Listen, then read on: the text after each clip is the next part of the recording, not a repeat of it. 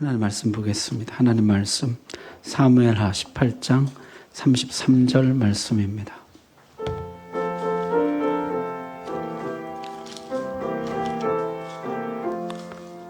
구약성경 494쪽입니다. 하나님 말씀 봉독할 때 우리 다 함께 자리에서 일어나셔서 33절 말씀 한 목소리 봉독합니다. 시작. 왕의 마음이 심히 아파 문 위층으로 올라가서 우니라. 그가 올라갈 때 말하기를 내 아들 압살롬아, 내 아들 압살롬아, 차라리 내가 너를 대신하여 죽었다면 압살롬 내 아들아 하였더라. 아멘. 아멘. 감사합니다. 하나님 말씀 전하겠습니다. 다윗의 집안에 큰 일이 생깁니다. 이 첫째 아들 암논이 자기의 배다른 여동생 다말을 연모하다가 그만 강간하는 사건이 벌어지게 됩니다. 성경에 보니까요, 암논이 그 말을 듣지 아니하고, 그 말이라는 것은 이제 그 다말이 자기 배다른 오빠 암논에게 차라리 아버지에게 나를 아내로 달라고 말하라. 그럼 아버지가 주실 것이다. 그렇게 했는데 그 말을 듣지 않고 다말보다 힘이 셈으로 억지로 그와 동침하니라. 힘으로 다말을 제압하고 동침했다는 것이요.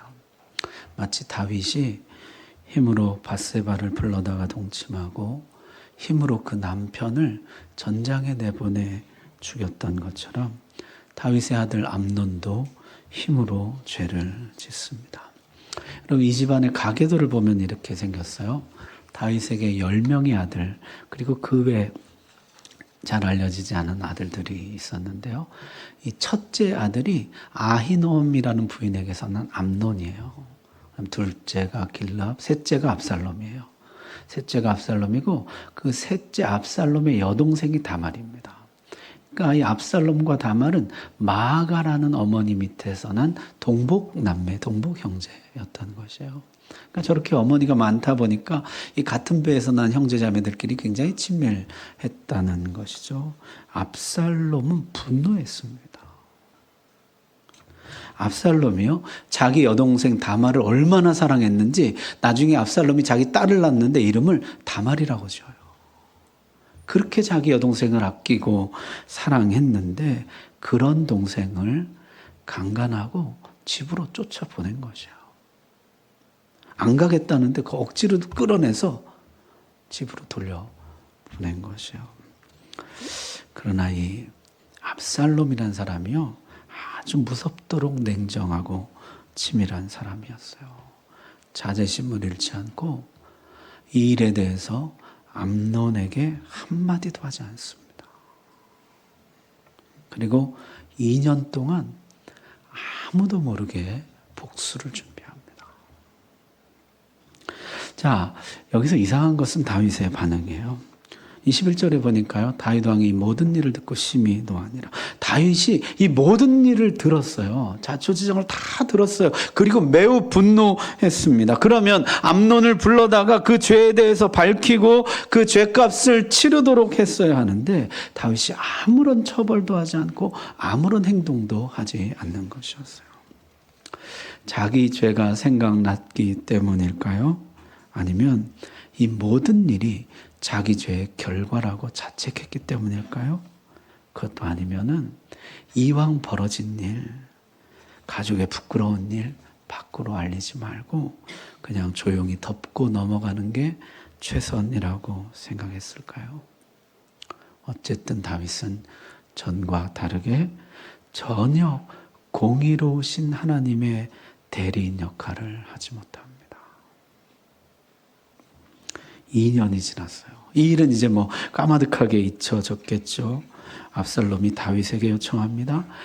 양털 깎는 일이 있사오니 왕께서 함께 가셔서 축복해 주십시오. 그랬더니 아버지가 너희들끼리 가서 즐겁게 지내다 오라 그러는 거죠. 간청하다가 정 그러시면은 큰형님 암논을 왕 대신에 보내주셔서 왕 대신에 왕자들을 축복하게 해 주십시오. 왕 대신 세자 이런 느낌으로 보내달라 요청한 것이요. 왕이 허락합니다. 그리고 암논도 마치 다음 왕으로 왕에게 인정받고 아버지에게 인정받고 이 동생들에게 인정받은 것 같은 기분이 들어서 흔쾌히 동행합니다.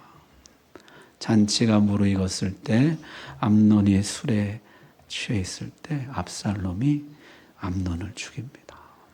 부하들이 달려들어서 암논을 그 자리에서 죽인 것이에요. 그리고 압살롬은요, 그 길로 일어나서 요단강을 건너서 자기 어머니의 고향 그술 땅으로 도망쳐요. 지도 한번 보십시오.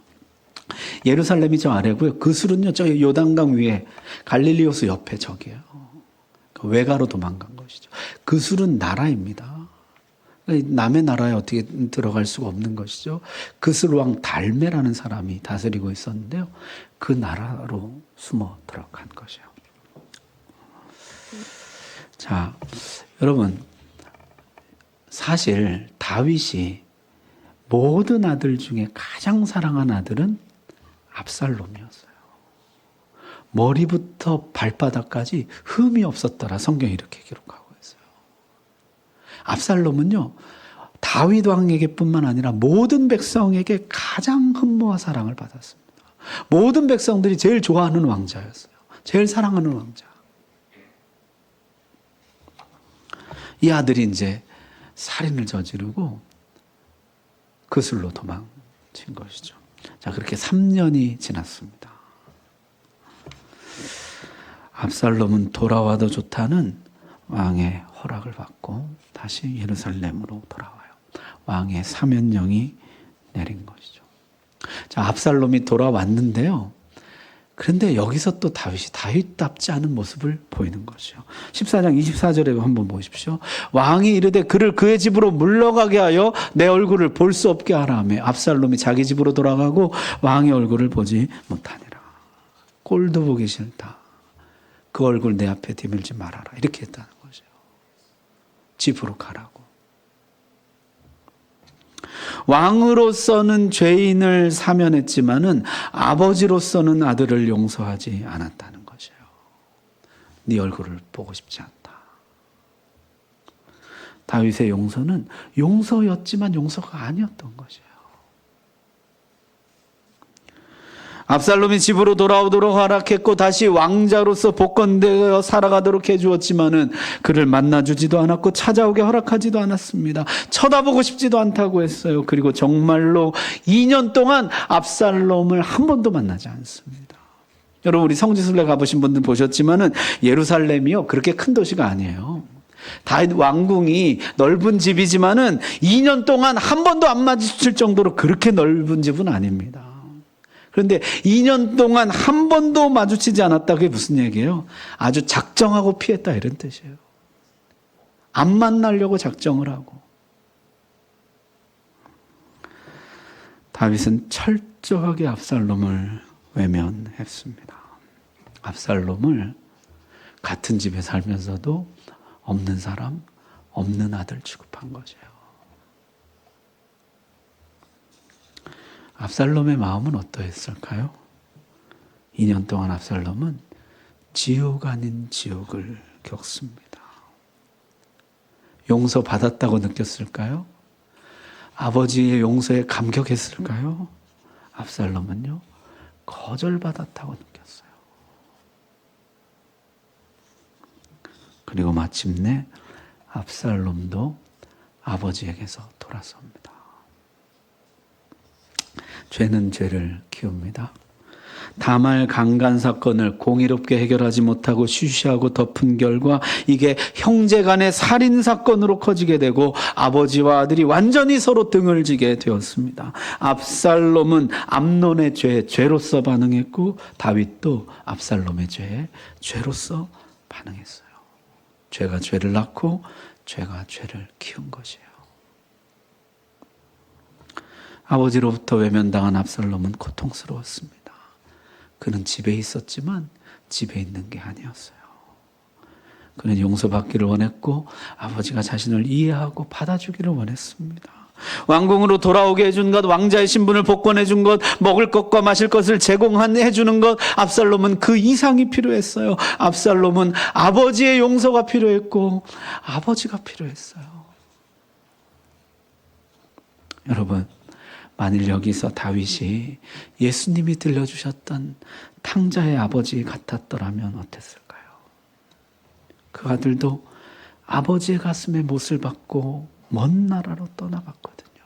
모든 것을 탕진하고 아버지에게 수치만 안겨주다가 마침내 집으로 돌아왔어요. 그때 아버지는 어떻게 했습니까?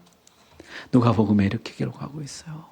아직도 거리가 먼데 아버지가 그를 보고 측은히 여겨, 그 측은함이, 긍휼함이 목에까지 차올랐다는 것이에요. 자기 아들을 보는 순간, 그 몰골을 보는 순간에 긍휼함이 목에까지 차올랐습니다. 아버지는 견디지 못하고 달려나갔다는 것이에요.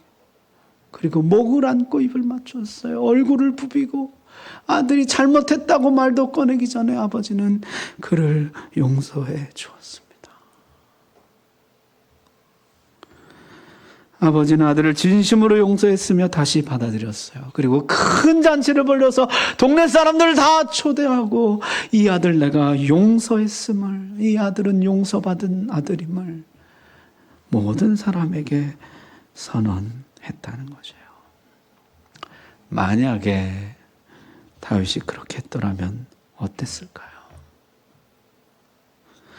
압살롬이 자신을 다시 받아주며 꼭 끌어안아준 아버지 앞에서 자신이 자신의 여동생 다말을 얼마나 아꼈으며 그런 여동생을 짓밟은 암논이 얼마나 미웠으며 암논을 죽인 후에는 또 얼마나 후회했으며 얼마나 괴로웠는지, 집을 떠나서 방황하던 세월 속에서 얼마나 아버지가 그리웠는지, 가족들이 그리웠는지, 집이 그리웠는지 이런저런 이야기들을 나눌 수 있었더라면 어땠을까요? 아버지는 아들을 되찾았을 것이고 아들은 아버지를 되찾았을 것입니다. 그러나 다윗은 그렇게 하지 않았어요. 이 아버지는 아들을 모질게 대했습니다. 물론 나름대로 이유가 있겠죠. 쉽게 용서해 주지 않는 것이 아들의 장래에 좋다고 생각했을지도 몰라요. 서로 얼굴을 안 보고 사는 것이 더 낫다고 생각했을지도 몰라요. 지금 이렇게 된 마당에 차라리 안 보는 게 더 나을 수 있다, 그런 판단을 했는지 몰라요. 어떤 이유에서건 그는 마음 깊은 곳으로부터 아들을 용서하고 받아들이기를 거부했다는 것이에요. 그리고 그 마음은 2년 동안 고스란히 자신에게, 아들에게 전달되었습니다. 여러분, 사실 다윗 자신은 어땠습니까? 밧세바를 범하고 그 범죄를 은폐하고자 그 남편을 죽였잖아요. 그런데도 하나님은 용서해 주셨습니다. 그를 다시 받아주셨어요. 탕자의 아버지같이 그를 안아주셨고 그를 회복해 주셨습니다. 죄질로 따지면 다윗이 훨씬 악하죠. 압살롬도 범죄했지만은 암논을 처벌하지 않은 왕에 대한 저항이었고 자기 누이를 짓밟은 것에 대한 응징이었어요. 그러나 다윗은 자기 정욕이었고 힘으로 그 사실을 덮으려고 그 남편까지 죽이는 파렴치한 범죄였어요. 1만 달란트 탕감받고 100데나리온 탕감해주지 않은 것입니다. 여러분, 이것이요, 다윗 평생에 가장 큰 고통을 안겨주는 사건의 발단이 됩니다. 아버지의 냉대 속에 아들도 마음을 접습니다. 그리고 다른 일을 추진하기 시작해요. 그는 당한 대로 갚아주기로 결심했습니다. 아버지가 나를 밀어낸다면 나도 아버지를 밀어낼 것이다. 아버지가 나를 거부한다면 나도 아버지를 거부할 것이다. 그는 예전에게 암논에게 복수할 때처럼 다시 치밀하고 냉정한 사람으로 돌아왔습니다. 이번에는요, 4년 동안 정말 치밀하게 복수를 준비합니다. 백성들이 왕에게 상소할 일이 있어서 찾아오잖아요. 압살롬이 자비를 베풀어요. 왕에게 불만을 갖도록 유도합니다. 그러면서 서서히 자기 추종 세력을 늘려갔다는 것이요. 성경은요, 압살롬이 이스라엘 백성의 마음을 훔쳤다 이렇게 기록하고 있어요. 민심을 훔치기 시작하는 것이에요. 사람들의 마음을 자기에게로 끌어모았어요. 조용히. 민심이 어느 정도 자기 쪽으로 기울었다는 확신이 들자 그는 마침내 들고 일어섰습니다. 자신이 왕이라고 선포하고 예루살렘 성과 다윗 왕궁을 점령해 버렸습니다. 다윗은 급히 광야로 도망쳤어요. 젊은 날 오랜 시간을 보냈던 광야, 아무것도 없던 시절, 혈혈단신, 하나님께 온전히 맡기고 훈련받던 광야, 그 광야로 다윗이 돌아갔습니다. 그러면서 다윗은 광야에서 서서히 회복되기 시작해요. 고통과 고난이 모든 사람을 회복시키는 것은 아니지만 고통과 고난 속에 하나님 앞에 서는 사람은 반드시 회복됩니다. 다윗이 압살롬을 피해서 도망쳐 나가는데요, 시므이라는 사람이 나와서 따라오면서 돌을 던지고 먼지를 날리며 저주와 욕설을 퍼부었습니다. 피를 흘린 자여, 사약한 자여, 가거라 가거라. 사울 족속의 모든 피를 여호와께서 내게 돌리셨도다.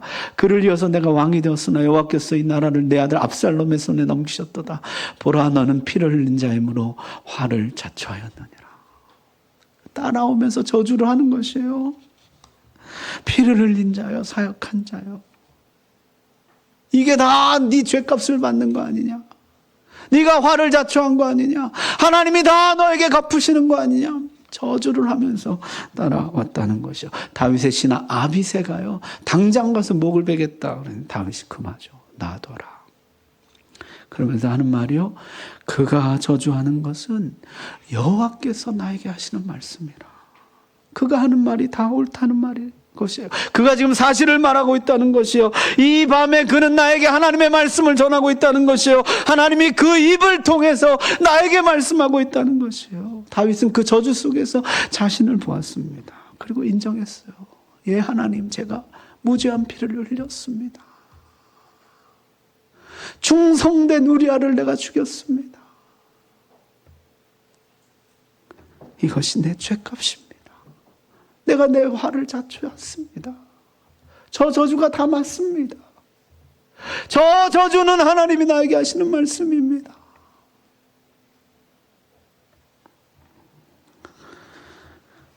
그는 자신을 가리고 있던 왕관이라는 장식물을 벗어버렸습니다. 화려한 궁궐과 많은 신하들, 그의 눈을 가리고 있던 것들을 다 벗어버렸어요.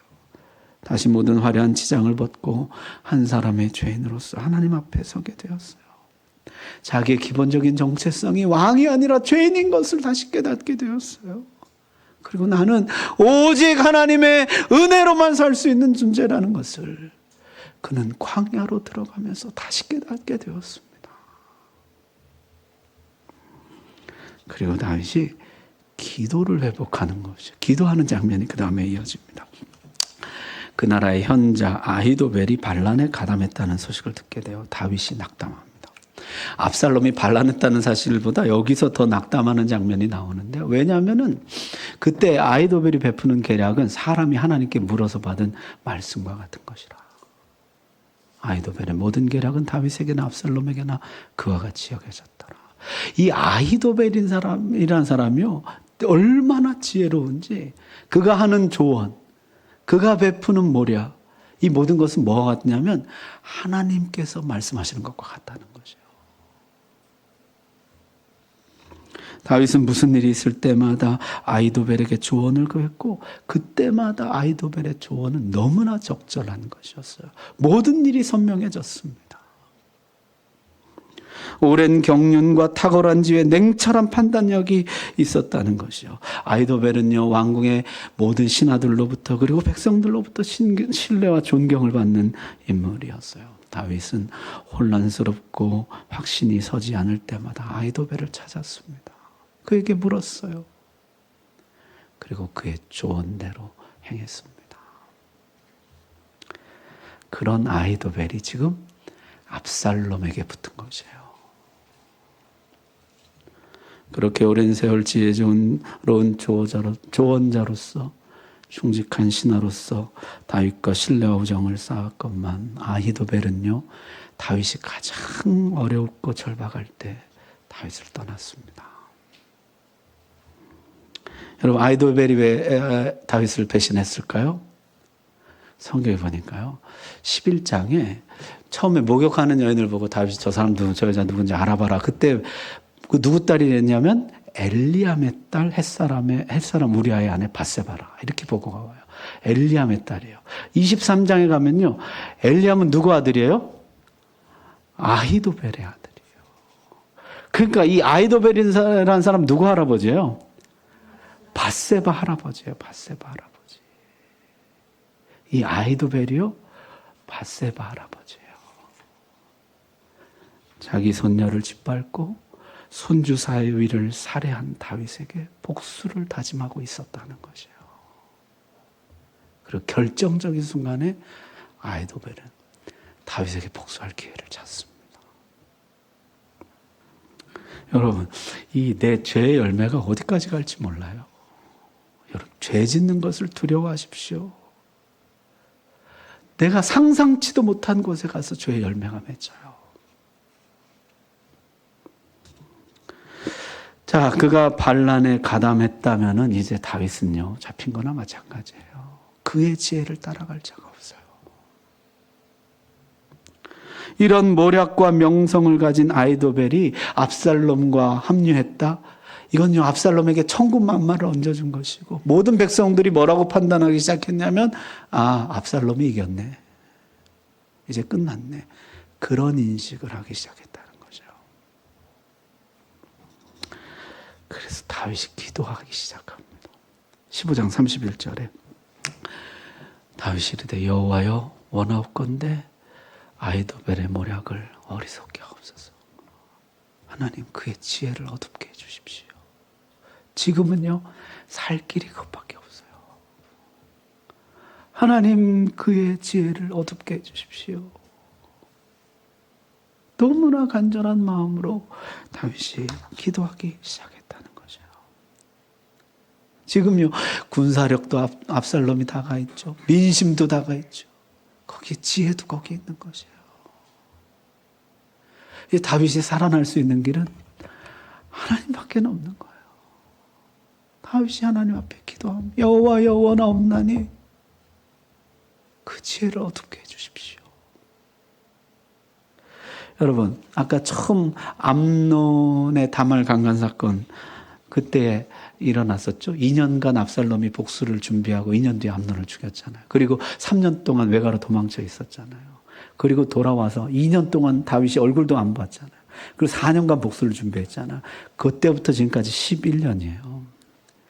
11년 지나는 동안 다윗이 기도했다는 기록은 여기가 유일합니다. 하나님, 제발 그의 모략을 어둡게 해주십시오.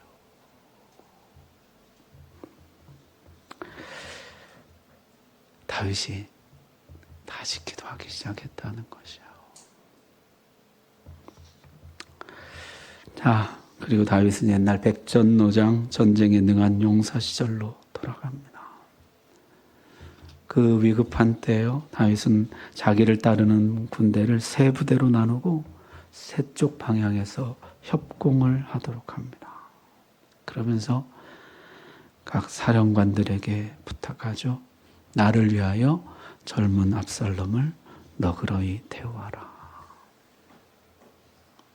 다윗은 긍휼의 마음을 회복했어요. 여러분 그렇게 용서하지 못했던 아들이었어요. 그 아들이 미워서 2년 동안 얼굴도 보지 않던 아들이었어요. 그 아들이 이제 치밀한 계획을 세워서 아버지의 등에 칼을 꽂았습니다. 그 아들이 지금 아버지를 죽이려고 달려들고 있어요.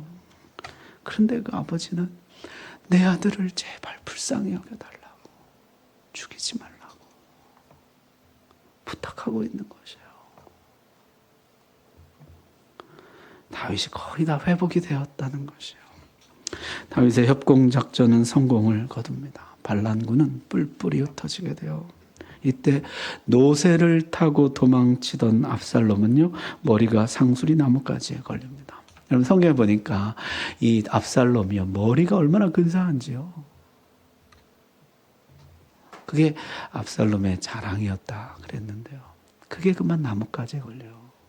노새는 밑으로 빠져나가고 압살롬이요 나무에 대롱대롱 매달리게 된 것이죠. 이것을 처음 발견한 군사는 다윗의 명령을 존중합니다. 압살롬을 그대로 둔 채 그 사실을 부대에 알렸어요. 그러나 군대 장관 요압은 다윗의 명령을 따르지 않았습니다. 그는 지체 없이 달려가서 창으로 압살롬의 심장을 꿰뚫어요. 그리고 요압의 부하들 10명이 함께 달려들어서 무자비하게 압살롬을 난도질해서 죽입니다. 초조하게 기다리던 다윗에게 비보가 전해집니다. 압살롬이 죽었다고. 가장 애절하고 비통한 통곡이 터져나와요. 그게 오늘 읽은 우리 33절 말씀이에요. 내 아들 압살롬아, 내 아들 압살롬아, 차라리 내가 너를 대신하여 죽었다면 압살롬 내 아들아, 내 아들아. 아마도 성경에서 가장 비통한 통곡 중에 하나일 것입니다. 창자를 끊는 듯한 고통의 울부짖음이었어요. 여러분, 다윗 평생에 산전수전 다 겪었습니다. 많은 고통과 눈물과 동지들의 죽음과 낙심을 겪어왔지만은 이렇게 강렬한 고통은 없었습니다. 다윗은 이 모든 일이 자신의 죄 때문인 것을 알고 너무나 고통스러워했어요. 압살롬아, 압살롬아, 나 때문에 네가 죽었다고. 이게 내 죄의 열매라고. 차라리 내가 죽었어야 되는데 나 때문에 네가 죽었구나. 너무나 고통스럽게 울부짖었다는 것이요. 다윗은 다시 아버지의 마음을 회복했습니다. 압살롬을 진심으로 용서하고 받아들이고 사랑할 준비가 되었어요. 그러나 압살롬은 죽고 없었어요. 더 일찍 용서해 주지 못한 것을, 더 일찍 안아주지 못한 것을, 더 일찍 아버지의 마음을 회복하지 못한 것을 아프게 후회했다는 것이에요. 여러분, 성경은요, 예수님을 가리켜서 은혜와 진리가 충만했다 말하고 있습니다. 주님은 내가 곧 진리다 그렇게 말씀하셨죠. 주님은 진리, 공의 그 자체이셨고 이 땅에 하나님의 공의를 행하셨습니다. 동시에 우리 주님은 은혜의 주님이셨어요. 가난한 자, 병든 자, 죄인을 불쌍히 여기시고 그들의 손을 잡아주시고 그들의 친구가 되어주셨습니다. 그래서 성경은 우리 주님을 가리켜 은혜와 진리가 충만하셨다. 그러나 다윗은 그렇지 못했습니다. 공의를 행하지 않았어요. 죄를 덮는 데 급급했습니다. 그런 나머지 다른 죄를 또 키우고 말았어요. 더 큰 악을 키우고 말았어요. 그는 은혜를 베풀지도 않았습니다. 용서하되 용서하지 않았어요. 끝내 아들은 아버지를 등지고 말았습니다. 여러분, 다윗 이야기가 이제 말년으로 가고 있는데요. 나는 어떤가 한번 돌아봅시다. 나는 공의를 행하는가? 나는 공의를 외면함으로 더 큰 죄를 지금 키우고 있지는 않는가? 그저 쉬쉬 덮는 것. 그런 사이 지금 나도 모르게 죄악이 더 커져가고 있지는 않는가? 나는 지금 은혜를 베풀고 있는가? 나도 탕자였는데 아버지가 나를 받아주신 것인데 나는 1만 달란트 탕감받았는데 지금 100데나리온 용서 못하고 있는 것은 아닌가? 아들을 향해 달려나가던 그 아버지의 마음, 아버지의 명예를 더럽히고 많은 손해를 끼친 것까지 그 모든 것을 다 품고 아들을 가슴에 끌어안고 얼굴을 부비고 용서하며 받아주었던 그 아버지의 마음, 그 마음이 지금 나에게도 있는가? 여러분, 공의를 행하지 않으면 죄가 번성하고요, 은혜를 베풀지 않으면 죄인이 돌아오지 못합니다. 내 삶이 어떤가 지금. 벌써 가을이에요. 금년 한 해 여러분 어떻게 사셨습니까? 오늘 우리 함께 말씀 앞에 서기를 원하는데요. 하나님 지금 내 삶에 공의를 회복해야 될 영역이 어디입니까? 내가 지금 덮는데 급급한. 그래서 지금 더 큰 악이 자라고 있는 것을 내가 모르고 하나님 공의를 시행해야 될 영역이 어딘지 보게 해주십시오. 하나님 내가 은혜를 베풀어야 할 사람은 누구입니까? 나의 긍휼을 지금 필요로 하는 사람 누구입니까? 공식적으로는 용서하고 화해했지만은 마음속 깊은 곳으로는 아직도 거부하고 있는 사람. 용서했지만 용서하지 않은 사람. 그래서 거절감을 날마다 받고 있는 사람. 그는 누구인가? 아직 기회 있을 때 회복해야겠습니다. 다윗의 후회를 기억해야겠습니다. 그 때늦은 후회를, 그 비통한 통곡을 우리는 반복하지 말아야겠습니다. 하나님 오늘 우리에게 공의와 긍휼, 은혜와 진리를 허락하여 주옵소서. 기도하겠습니다.